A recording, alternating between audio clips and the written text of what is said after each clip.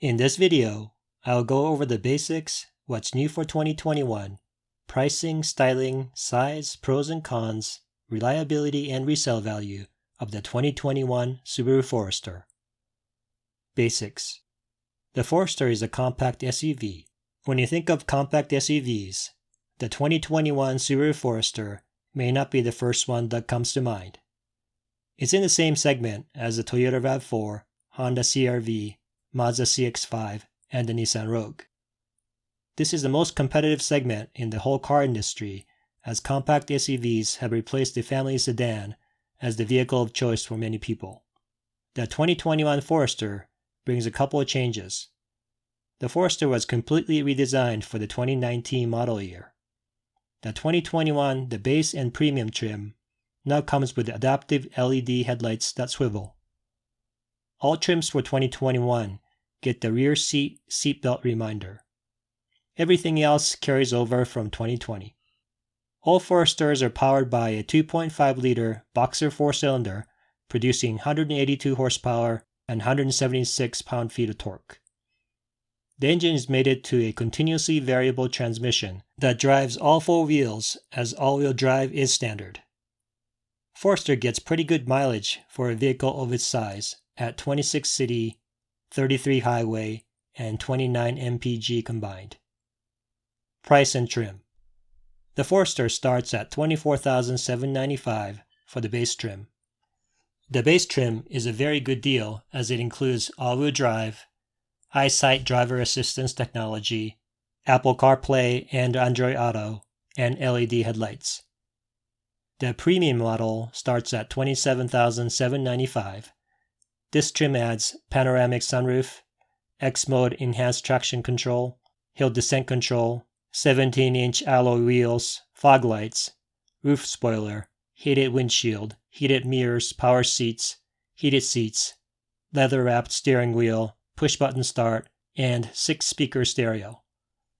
Going up to the Sport model costs $29,395, and that adds larger brakes, two-way X-Mode, distinctive rear exterior styling touches, 18-inch alloy black wheels, LED fog lights, orange-stitched cloth seats, color multifunction display, paddle shifters, and blind spot detection with rear cross-traffic alert.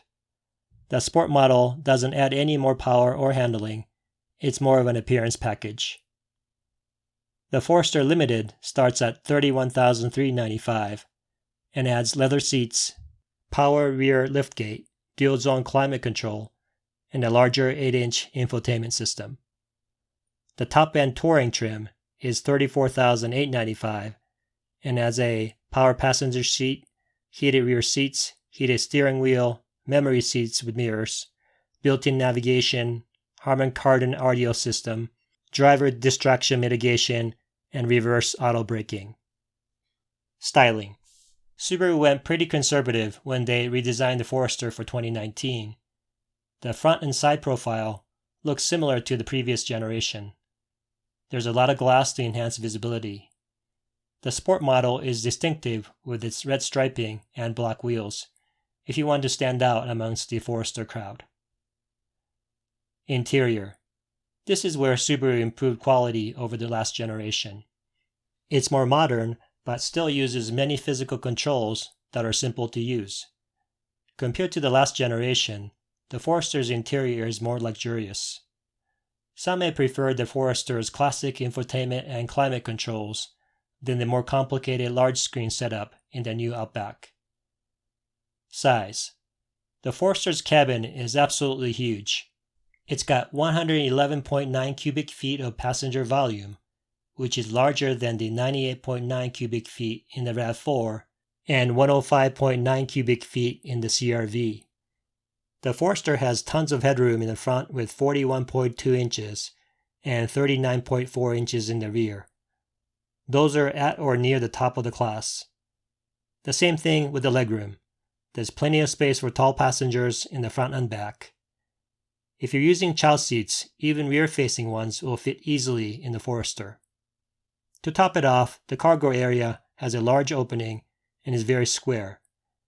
There's 35.4 cubic feet behind the rear seats and 76.1 cubic feet with the rear seats folded down. If you're looking for one of the largest interiors in its class, the Forester has what you want. Pros.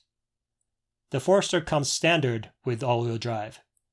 No other competitor offers this, and they typically charge around $1,500 to upgrade from front-wheel drive to all-wheel drive. The all-wheel drive system in the Subaru is one of the more capable ones in the market. It's always sending some power to the rear, unlike most systems out there.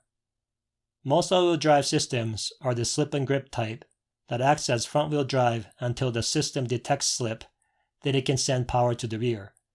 That means the Subaru will feel more sure-footed in less than ideal traction conditions like dirt, mud, rain, and snow. The Forester also has 8.7 inches of ground clearance, which tops the CR-V, the RAV4, and the Rogue. All Foresters come standard with Subaru's EyeSight driver assistance technology, which includes automatic emergency braking, adaptive cruise control with lane centering. Most buyers are looking for these safety features, and it's standard even on the base model. Another reason you may want to choose a Forester is the very aggressive pricing of the Forester, especially in the lower two trims. For around $25,000, the base model gives you all-wheel drive, Apple CarPlay, Android Auto, LED headlights with auto steering, EyeSight driver assistance. You won't find all these features standard in any other competitor at that price. My favorite trim for the best value is the premium trim, since it's got many of the features buyers are looking for at under $28,000. Finally, the Forester is an easy SUV to live with. It's very large for the segment, has excellent visibility, and gets great gas mileage, especially for being all-wheel drive. Cons. There aren't many weaknesses for the Forester. It's a well-rounded vehicle. It's now the best-selling Subaru in 2020, surpassing the Outback. The first con is that there aren't any other powertrain options other than the standard 2.5-liter Boxer 4-cylinder. It's a proven engine with good reliability, but if you want more power, you're going to have to check out the competition like the RAV4 or the Mazda CX-5. The second con is that some people may be turned off by the CVT. I don't think most consumers will notice that it's a CVT since it simulates a stepped automatic transmission, but it's worth mentioning. If you want a conventional automatic transmission, consider the RAV4 with the 8-speed automatic or the Mazda CX-5 with the 6-speed. The last drawback of the Forester is a little bit nitpicky, but I wish the blind spot detection was included in the premium trim and not an option. And reverse automatic braking is not even an option until you get to the sport or limited trims. Reliability. The Subaru Forester is expected to have average reliability according to Consumer Reports for 2020. I would expect that to improve for 2021, since this will be the third-year production for the current generation Forester. Depreciation and resale value. I bet you didn't know that Subaru as a brand has the best resale value of any automaker after 3, 5, and 7 years of ownership. That speaks to the quality of its vehicles and the strong demand for Subarus, even when they are used. Let's get into the numbers. After 3 years, the Forester is expected to retain 71.3% of its original value. After 5 years, 52.8%, and after 7 years, 39.9%. You can see how they compare to the best sellers in the segment, the RAV4 and the CR-V. The Forester leads the RAV4 and the CR-V after 3 years, but trails both after 5 years and 7 years. Conclusion. It's easy to see why the Subaru Forester has such a loyal following.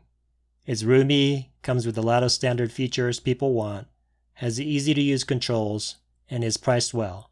I would recommend the Forester to anyone looking for a compact SUV, and all-wheel drive is important to them. Let me know what you think of the Forester in the comments. Thanks for watching.